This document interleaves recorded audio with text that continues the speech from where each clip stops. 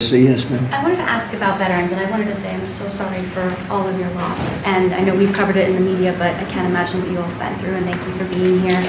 I wanted to ask, just on behalf of those veterans who served in Afghanistan and Iraq, I know we talked about this in the Oval previously, about making sure care for those, for example, exposed to burn pits while serving. Yeah. Making sure that they have the care. Are you considering maybe a streamlined service like the World Trade Center healthcare program, and maybe the Veterans Secretary can comment too, but are you considering something like that to make sure, because it seems like they're struggling to get care? We take care of our vets. Nobody loves our vets more than me, and we take good care of our vets, great care of our vets. Do you want to just say a couple of words about what we're doing, Doug? Please? Yeah, sure, Mr. President. Through the PAC Act and through others with the burn pit, which is something I've been under as well, we're streamlining following the Congress direction, but we're also adding more services. We've included a lot who have applied. We're also streamlining our backlog under President Trump's direction. Also, we took that backlog that was under President Biden was up at over 260,000. We're down now, Mr. President, I get to tell you that under 150,000 in just a little over 6 months. So we're making sure that what was bogged up in a bureaucratic system, we're streamlining it so they get that care quicker, and we're making sure that it is what they need. And then we're also doing that in our hospitals as well, so they get that care quicker, and not only in our hospitals, but in our community as well. That's been the biggest difference. We're about the veteran at VA, not about the bureaucracy, so we are making progress there. And the VA has a 93% approval rating. It was down in the low 40s when we did. So I had pretty close to that in the first term. We had a great first term, and it was pretty close to that. And then they took over, and it went down into the 30s, and 20s, and 40s.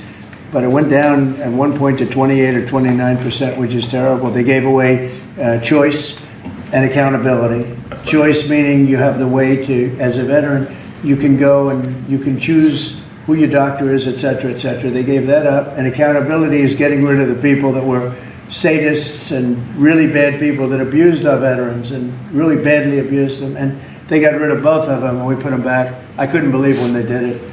And anyway, but we're now, you've blown everybody away, Doug, at 93%. So we're 93% approval for our vets.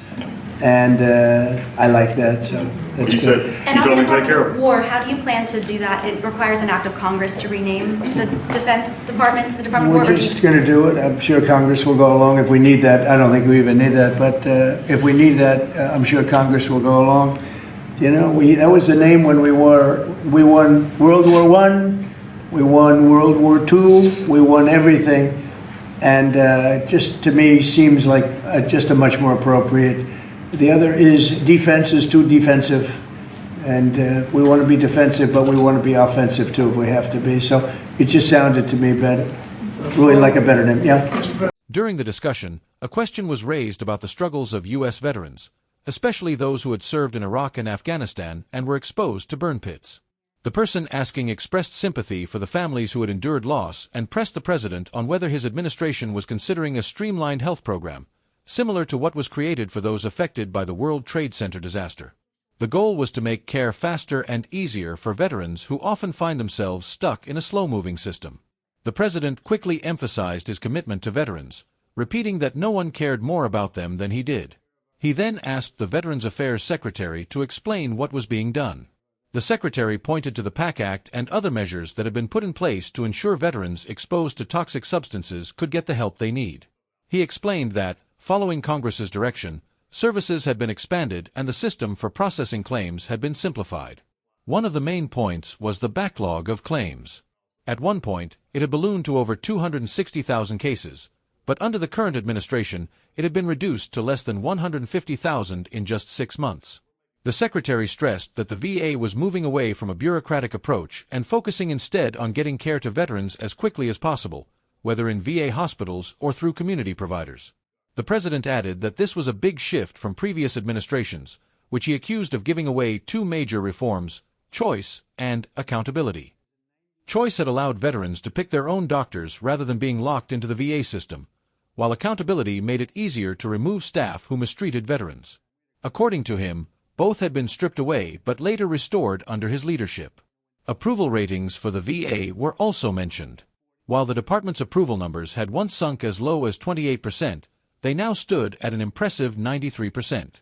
The president pointed to this as evidence that his administration had turned the situation around and was truly putting veterans first. Later in the conversation, he shifted to a broader topic, the Department of Defense. He floated the idea of renaming it back to the Department of War, which had been its original title in earlier times. He argued that defense sounded too passive, while war better reflected America's ability to both defend itself and take offensive action when necessary. He suggested that if congressional approval was needed, it would likely be secured, but he also hinted that it might not even require new legislation.